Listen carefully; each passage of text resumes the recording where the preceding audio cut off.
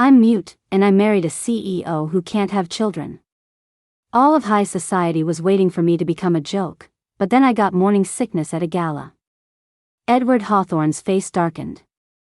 I've never touched you. Whose baby is it? I didn't explain. I hid myself away and gave birth to fraternal twins. As the children grew to look more and more like him, Edward fell into a deep contemplation. Late one night, he pulled me into his arms. Honey, how exactly did we conceive these kids? Let's reenact it. If you don't say anything, I'll take that as a yes. Before I married Edward Hawthorne, I knew he was sterile. When he was 18, he climbed a tree to get a kite for his childhood sweetheart, Karina. He lost his footing and fell. A sharp rock on the ground hit him in a critical spot. I heard his pants were soaked in blood. When the news got out, he became a laughingstock for a long time. After that, Edward's personality turned cold and withdrawn. Karina, disgusted by his physical defect, broke off their engagement. My grandfather is a master of traditional medicine, running a family wellness clinic passed down through generations. Edward's grandfather was a VIP client at the clinic and a close friend of my grandpa. Seeing that Edward was still unmarried at 25, the old Mr. Hawthorne used every trick in the book to force him to marry me. The Hawthorne family was worth billions, and Edward was their only son. And while my family came from a long line of healers, compared to the Hawthornes, we were absolutely marrying up. Besides the fact that we weren't in the same league. The most important point was that I'm mute. As soon as the news broke that Edward Hawthorne had married a mute woman, the entire elite circle was eating up the gossip. Wow. The Hawthorne heir might have problems downstairs, but with that kind of money, he could have any woman he wanted. Why marry a mute from a nobody family? I heard Edward looked furious through the whole wedding. You can tell he wasn't happy with the match his grandpa arranged. That little mute may have married into a wealthy family, but being a trophy wife is harder than it looks. I knew Edward didn't like me. And I knew my place. After the wedding, I suggested we sleep in separate rooms. We lived in the same mansion, but we were more distant than strangers. That is, until one night a year into our marriage. Edward came home from a work dinner. He'd been drinking and had gotten caught in the rain. In the middle of the night, he developed a high fever. I went to his room to take care of him. He was in a deep sleep, completely unresponsive. I took his temperature, 103.1. He couldn't take any fever reducers, so the only option was to cool him down physically. I unbuttoned his shirt. My eyes landed on his chiseled abs, and I couldn't help but swallow. Edward had a face and body that were basically perfect. He came from a great family. If it weren't for his issue and Karina breaking off the engagement, a girl like me would never have had a chance. I brought in a basin of lukewarm water and began to wipe him down with a towel. After finishing his upper body, I unbuckled his belt. My face flushed as I cleaned his lower half. To my surprise, he started to react. He looked, well, quite gifted. In that moment, my mind filled with scandalous thoughts. I wanted to know what he was like with a 103-degree fever. I also wanted to know if the herbal wellness broths I'd been making for him this past year had worked. In our year of marriage, we'd been polite and distant. We hadn't even held hands, let alone slept. A thought flashed in my mind, he can't find out. The experience wasn't that great anyway, so I decided to pretend nothing happened. I dressed him again and slipped out of his room. The next day, Edward's fever was gone. When I went downstairs for breakfast, I was so racked with guilt I couldn't even look at him. Thankfully, he seemed to have no idea what I'd done to him the night before.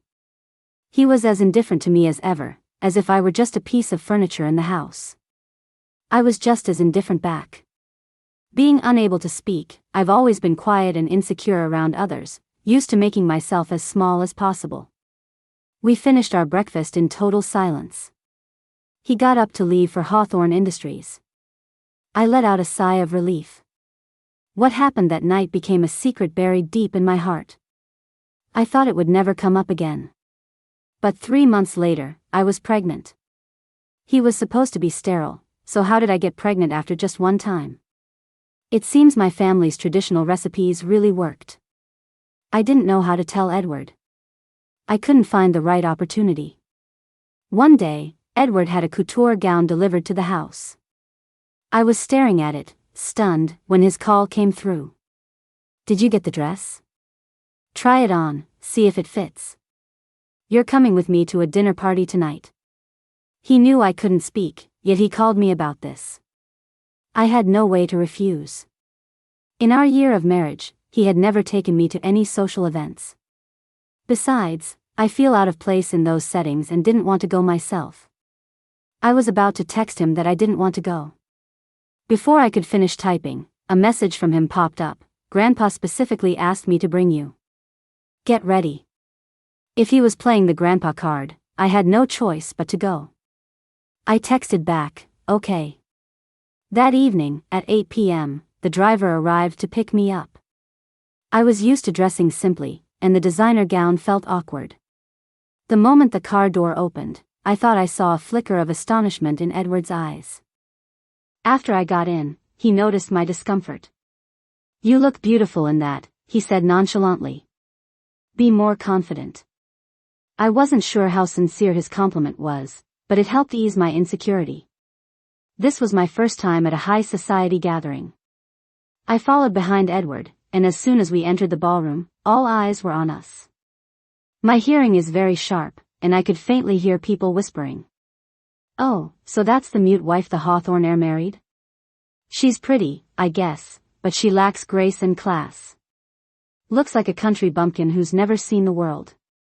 I can't believe Edward Hawthorne would actually bring her to an event like this. Isn't he embarrassed?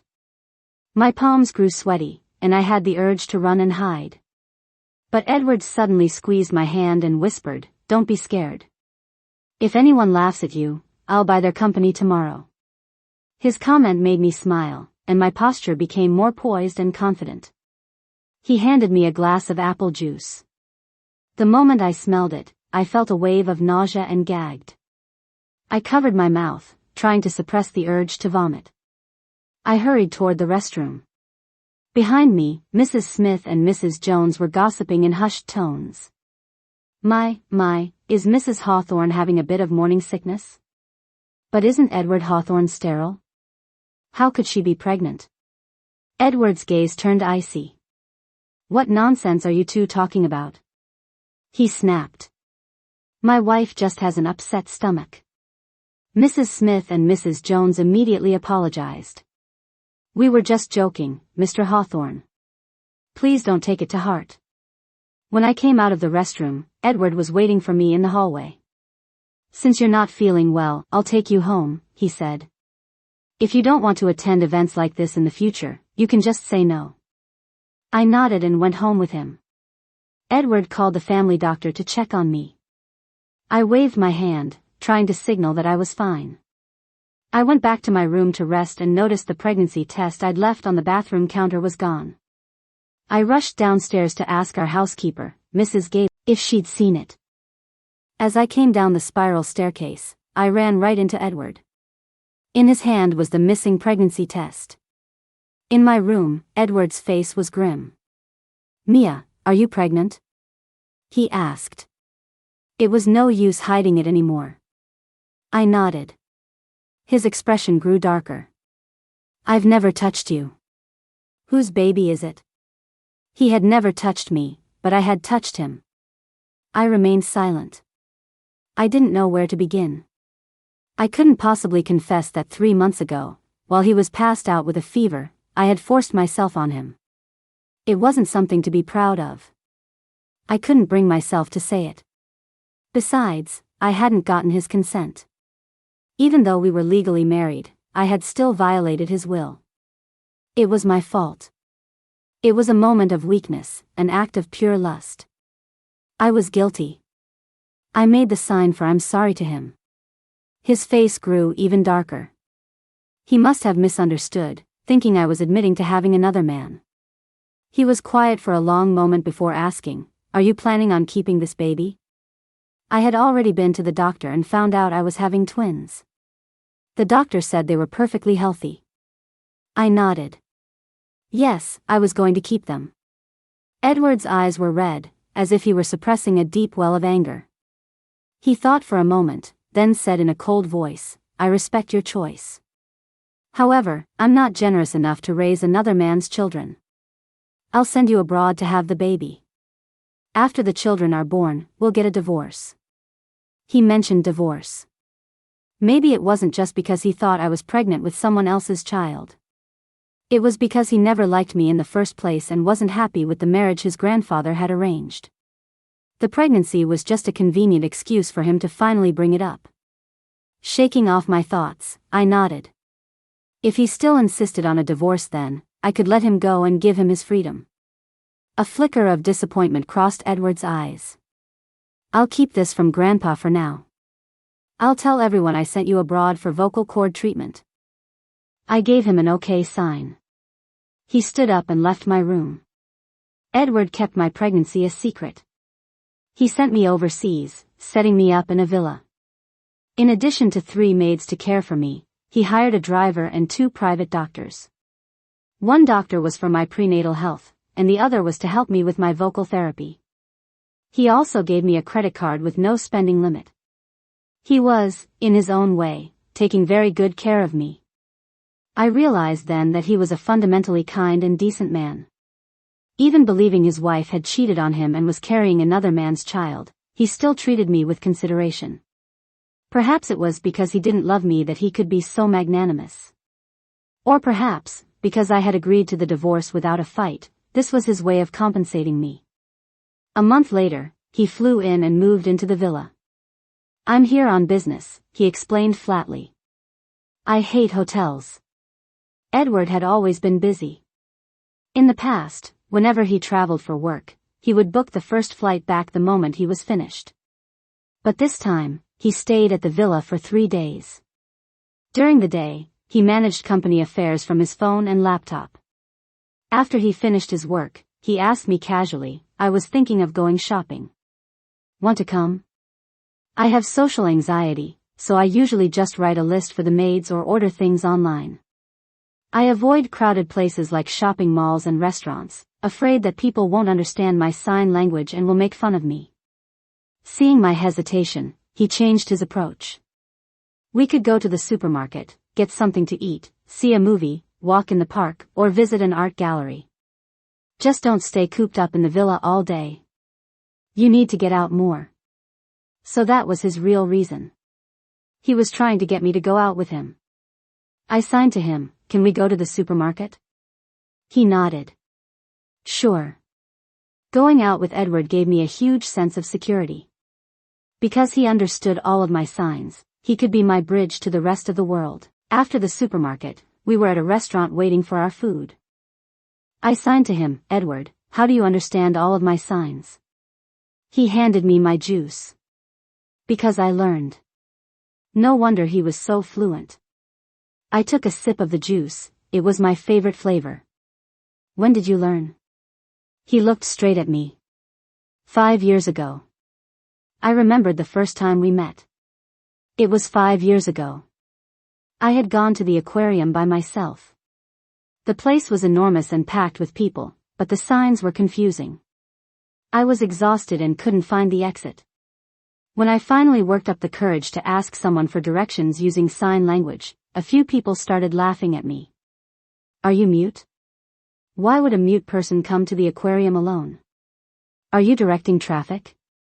That's hilarious. Not everyone understands sign language, you know.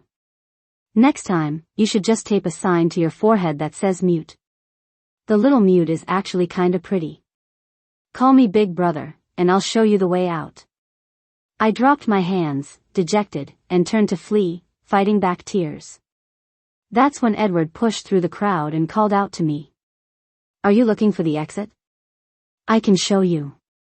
In that moment, I memorized the face of the kind stranger who helped me.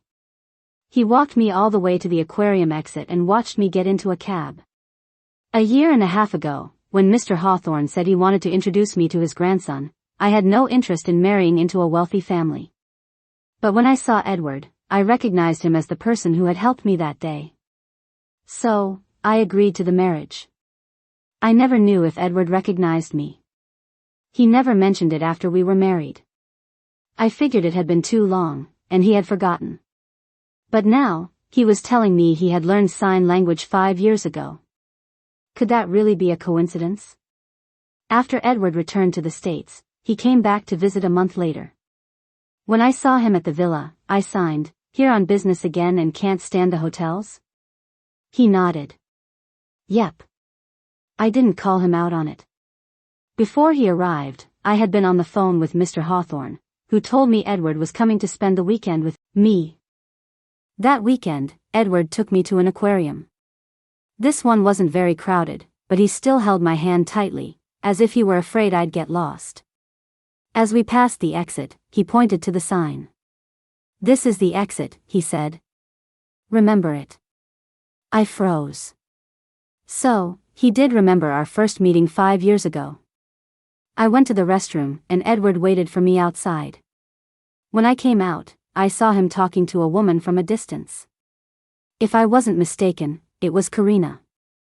I only recognized her because I had once seen his graduation photo in his study. Karina was standing right in front of him. Karina was here, too, and just happened to be at the aquarium. I didn't think it was a coincidence. I stayed in the restroom for a little while longer before coming out. Karina left first, and afterward, Edward seemed distracted, like his soul had gone with her. The day after our aquarium trip, Edward flew back home. I received a photo from an unknown number. It was a picture of Edward sleeping in his first-class seat. From the angle, it was clear the person who took it was sitting right next to him. I searched the number on a messaging app and saw the profile picture was of Karina. It was her. The photo sent my mind racing. I guessed that Karina and Edward had flown back together. Maybe Edward's trip here was just to pick her up. And to satisfy his grandfather, he had stopped by to see me. And I had almost been moved by his gestures. After Edward went back, I heard from a mutual friend, Jessica, that she'd seen Edward and Karina having coffee together while she was out shopping. She even sent me a picture. Jessica texted, "Mia, if you don't come back soon, Karina is going to steal Edward from you." I stared at the message, stunned. It only confirmed my suspicions that Edward wanted a divorce because he was still in love with Karina. They had history. If Karina really wanted him back, I didn't stand a chance. When I was 8 months pregnant, Edward came to visit again. That evening, as we were walking in the garden, he stopped and asked me, "Mia, tell me who the baby's father is." I signed, half joking and half testing him, "The father is you." Edward let out a bitter laugh. "What, did I get you pregnant with my mind?" For a split second, I wanted to tell him the truth. But I held back. If he knew that I had taken advantage of him while he was unconscious, he would definitely hate me. I didn't want to ruin the image he had of me. I didn't want him to hate me. The next day, he took me shopping for baby clothes and supplies. He picked things out so carefully. Again, I felt the urge to confess. I was just about to make the sign when his phone rang. I glanced over and saw the caller ID, Karina. He walked away to take the call. Watching him from a distance, I could tell he was arguing with her. They were having a heated disagreement over the phone. That was something I could only dream of. My vocal therapy hadn't been going well. The doctor said it was a slow process. Edward deserved a healthy partner, someone who could talk to him, flirt with him, someone who could even argue with him and respond to every word. It was such a simple thing, but I couldn't do it. My insecurity flared up, and the courage I'd mustered to tell him the truth was washed away by that phone call. When he came back, he asked, "What were you about to say?" I shook my head and signed, "Nothing." Edward went to pay for the baby items we'd selected. The whole time, I avoided making eye contact with him. When he spoke to me, I just gave a detached nod or shake of my head, not even bothering to sign much. After we got home, I went to my room and locked the door. Thinking about him on the phone with Karina made my heart ache and my eyes sting. A few moments later, Edward knocked on the door. "Mia, open up." I opened it and signed, what is it? He looked into my eyes. Have you been crying? I shook my head, denying it. No. He pressed on. Did that phone call upset you? I shook my head again. I'm not upset. I'm just a little tired. No, I know you're upset. You can express it when you're unhappy. Don't bottle it up, and don't give me the silent treatment. Words are just one way to communicate. There are other ways. He took out his phone and pulled up his call history. Then he tapped on Karina's new number. A prompt appeared on the screen, add to block list. He took my hand and placed it on the screen. Can you block her for me? I understood what he was doing. He was teaching me that if I was jealous, I should let it out instead of keeping it inside. I tapped add to block list. It turned out Karina's old number had been in his block list for a long time. She had used a new number to call him. After personally blocking her new number, I felt a weight lift off my chest. Edward pulled me into his arms and whispered, "If I ever make you unhappy again, you can just bite me, okay? Just let me know how you're feeling." Just a few months ago, he'd been talking about divorcing me after the baby was born. But his actions lately didn't seem like those of a man who wanted a divorce. It seemed like he wanted to build a life with me. In that moment, I wanted to hug him. I thought about it, then raised my arms and hugged him back. A smile spread across his lips as he stroked my back. If you can't express your feelings with words, then from now on, use your actions to show me, okay? Okay. Lesson learned. Finally, the day came when I went into labor. As soon as Edward got the news, he dropped everything, bought a ticket for the next flight, and flew over. I safely delivered a healthy pair of fraternal twins at the hospital. The babies were so new you couldn't tell who they looked like yet. I handed Edward a divorce agreement I had prepared earlier. Deep down, I didn't want a divorce. The papers were a test. The agreement stated that I would voluntarily give up any claim to the Hawthorne family fortune. I signed a long message to him. Didn't you say we would get a divorce after the children were born? I've drawn up the papers. If everything looks good to you, you can sign. He read through the agreement, his eyes turning red. You haven't even recovered from childbirth and you're already trying to divorce me? What, is the baby daddy getting impatient? I waved my hands. It has nothing to do with him. I just want to give you your freedom. You deserve someone better. But instead, he tore the divorce agreement to shreds. We're not getting divorced, he said seriously. Not getting divorced? He continued, if you think I'm going to step aside so you can be with that deadbeat, you're mistaken. I've thought about it. Since I can't have children of my own, I'd have to adopt sooner or later. Instead of adopting a stranger's kids, I'd rather raise yours. I was stunned. Who was it that, just a few months ago, had a meltdown when he heard I was pregnant and said, I'm not generous enough to raise another man's children? How did he talk himself into this? Seeing my lack of response, he said sourly, What, is that loser waiting for me to get out of the way? He hasn't even come to see you once during your pregnancy. He's obviously a scumbag. Is a guy like that worth giving up the life you have now? I can let the past go. I can accept these 2 children and raise them as my own. But from now on, you have to be a good wife to me. No more seeing other men on the side. I hadn't said a word, and he'd gone on this whole tangent. When I still didn't respond, his eyes darted around, trying to guess what I was thinking. He lowered his voice. I'll work on myself, keep taking the herbal supplements. And if that really doesn't work, I can buy you. I almost burst out laughing. What on earth was going through his mind? Was his grandfather pressuring him to stay married to me? I signed, okay, no divorce. But my vocal therapy is slow. I won't be able to speak anytime soon. You can't look down on me. I have never looked down on you, he said honestly. I have my own flaws. Please don't look down on me, okay? He still didn't know that he was perfectly capable of having children. The twins were healthy, and we conceived on the first try. His fertility was more than fine. I nodded and signed, I won't. We won't look down on each other. Edward's ears suddenly turned red, and he looked like he wanted to say something. Mia, actually, I waited for him to continue. I think I might, he started, but then swallowed his words. It's nothing. You just focus on your recovery. We can talk about it later. After I recovered from childbirth, Edward brought me and the babies home. He told Mr. Hawthorne that they were adopted. To my surprise, Mr. Hawthorne didn't question it. He just sighed.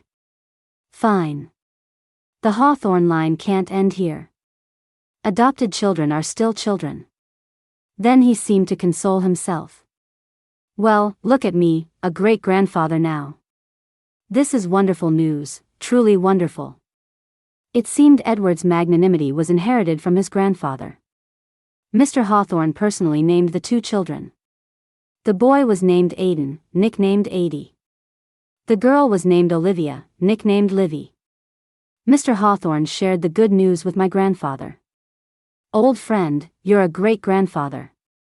Mia and Edward adopted twins. My grandpa chuckled. I heard from Mia.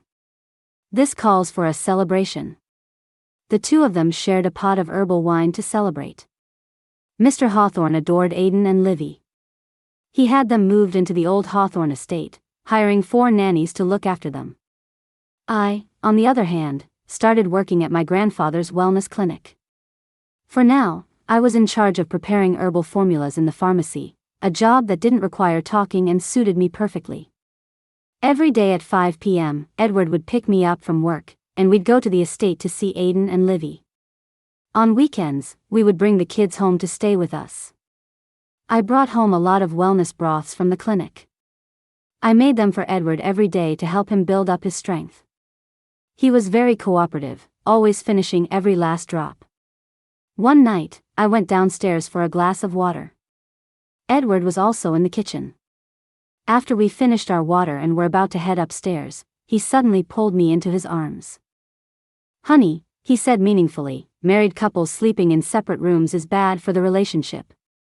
I was the one who had suggested separate rooms. Was he trying to move in with me to work on our relationship? But I wasn't mentally prepared for that. Seeing my silence, he didn't push it.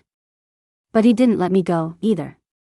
He leaned down and kissed me gently, as if I were a fragile treasure. As his kiss deepened, the feeling of my heart fluttering was like a rapidly growing vine, winding its way around both of us, blooming in unseen corners. I don't know how long it lasted, but he suddenly got a nosebleed. I turned on the light and grabbed a tissue to help him. Looks like I could probably cut back on the wellness broths. I didn't want to overdo it. Edward went to his room to take a cold shower. The next morning, I went downstairs for breakfast and saw him putting a bedsheet into the washing machine. That was usually a job for Mrs. Gable. He never did his own laundry.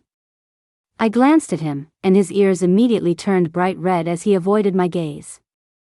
On the way to work, he whispered, I think I can probably stop drinking those broths now. Was he completely better? I had a sudden urge to test that theory myself. Ahem, lust is a dangerous thing. I immediately shut down that thought.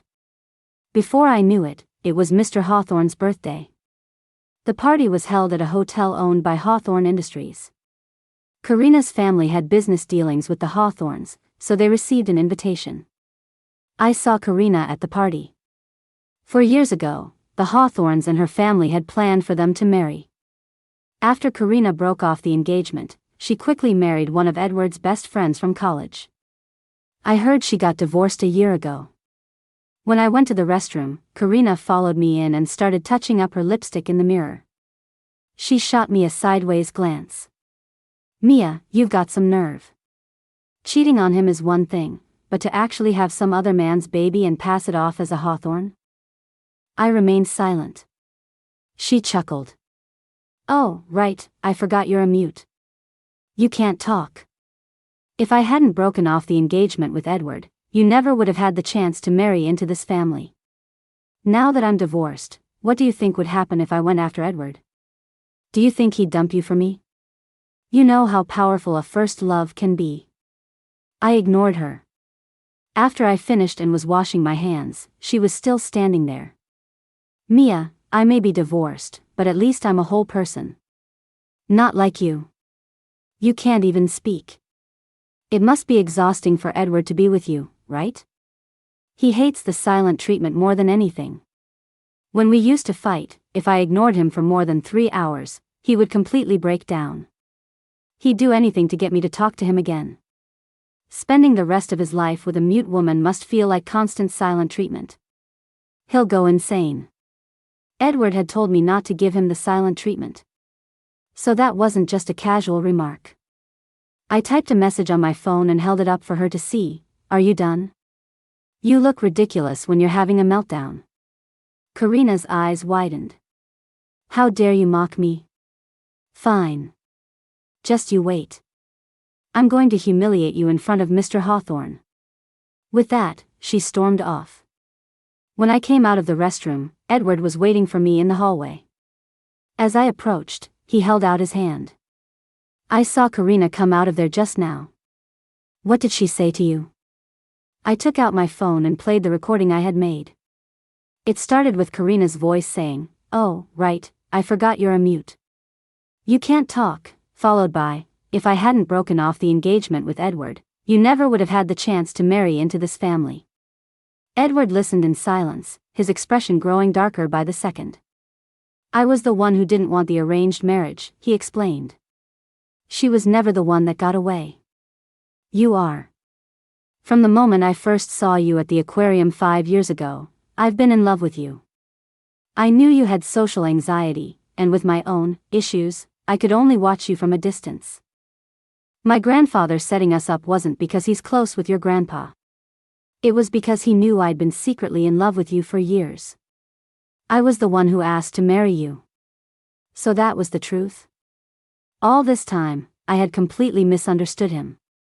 When I first married into the Hawthorne family, I thought he disliked me and was indifferent. In reality, he liked me too much, but his own insecurities held him back. So he never dared to cross that line. I signed. Then what happened with you and Karina at the aquarium? The aquarium? He thought for a moment. You mean when we were overseas? That was just a coincidence. She saw us together and came over to talk to me while you were in the restroom. She asked me to unblock her. I refused. And that time I took you shopping for baby supplies, she called me from an unknown number, begging me to get back together with her. She threatened to tell my grandfather about your pregnancy if I didn't. That's what we were arguing about. Her threats didn't work on me. We never even dated. We were just acquaintances. And the tree climbing story, I was just a kid trying to pick some wild fruit, not getting her a kite. It's terrifying how rumors can twist the truth. I still had one more question. I pulled out my phone and showed him the pictures Karina and Jessica had sent me. The first was the photo from the first-class cabin. Karina wasn't on that flight, Edward explained. The passenger in the seat next to me took that picture sneakily. That person knew Karina and sent it to her. The second was the photo from the coffee shop. Edward shook his head. I never had coffee with her. That photo is photoshopped. Jessica and Karina were best friends in college. It's obvious what they were trying to do. So Karina had paid Jessica to try and drive a wedge between us. He had been so honest with me. It was my turn to do the same. Just then, the estate's butler walked over. Sir, madam, Miss Karina is causing a scene. Mr. Hawthorne requests your presence in the ballroom. Edward and I exchanged a look and hurried toward the party. It turned out Karina had brought a stack of secretly taken photos. The pictures showed me with a large baby bump during my time abroad. While Edward and I were gone, Karina had gone to Mr. Hawthorne. Grandpa Hawthorne, she'd said, Mia lied to you. She and Edward didn't adopt those children. Those 2 kids are Mia's biological children. She was cheating on him with some other man. The entire Hawthorne family has been deceived. The crowd erupted in murmurs. No way. That's insane. So that's why she disappeared for half a year. She went abroad to have a baby. She has some serious nerve, trying to pass off another man's kids as Hawthorne's. And Edward Hawthorne is just letting her? Raising another man's children? Mr. Hawthorne's face was dark with anger. What other man? He boomed. These children are Edward and Mia's biological children. My grandson's condition was cured a long time ago. Karina shook her head. Impossible. Didn't the doctors say he could never have children of his own? How could he be cured? Karina's mother rushed to cover her mouth, shooting her a desperate look. Karina, stop it. Not another word. But Karina pushed her away, shouting, Grandpa Hawthorne, there's a limit to how much you can protect her. The Hawthorne fortune is huge. You can't just let anyone inherit it. Smack. Karina's father slapped her across the face. Shut up. He roared. He turned to Mr. Hawthorne with an apologetic smile. Mr. Hawthorne, my daughter has lost her mind. I'll take her home and discipline her properly. Please don't let this bother you. Mr. Hawthorne's face was like stone. Mr. Sterling, all business dealings between the Hawthorne and Sterling families are terminated as of today. From now on, we are no longer partners. We are competitors. Security. Throw the Sterlings out. At Mr. Hawthorne's command, guards swarmed in and dragged Karina and her parents out of the hotel. Karina never imagined that Mr. Hawthorne would defend me so unconditionally. Edward and I arrived late to the scene. I was about to explain when Mr. Hawthorne announced to the room, these two children are Edward and Mia's, born to them. Edward is fully recovered. If I hear anyone else spreading baseless rumors, they will be making an enemy of the Hawthorne family. The room fell silent. Mr. Hawthorne then presented a stunning imperial jade bracelet and had Edward put it on my wrist. That finally seemed to convince everyone. That bracelet is priceless. It's the Hawthorne family heirloom, passed down to the lady of the house. If those children weren't Edward's, there's no way Mr. Hawthorne would give Mia the family heirloom. My own grandfather pulled me aside. Mia, he said, before the party, I told your Grandpa Hawthorne that the children were yours and Edward's. After I returned home, my grandfather had suspected the children were mine. He had asked me who the father was. I told him it was Edward. He breathed a sigh of relief at the time and didn't press for details. No wonder Mr. Hawthorne had been so certain when he announced that Edward was cured. Now, the only person left in the dark was Edward himself. He thought his grandfather was just trying to protect his dignity in front of everyone. I decided I needed to find the right time to tell him the truth. The Hawthornes moved against the Sterlings, and their company quickly went bankrupt. Karina was no longer a wealthy heiress. To make quick money, she became an escort. She was later arrested in a police raid, and the news destroyed her reputation completely. Aidan and Livy started to grow into their features. Livy looked like me, but Aidan looked more and more like Edward every day. Mr. Hawthorne would often pull out old photos of Edward as a child and compare them to Aidan. Ha ha ha. They're practically identical. He would roar with laughter.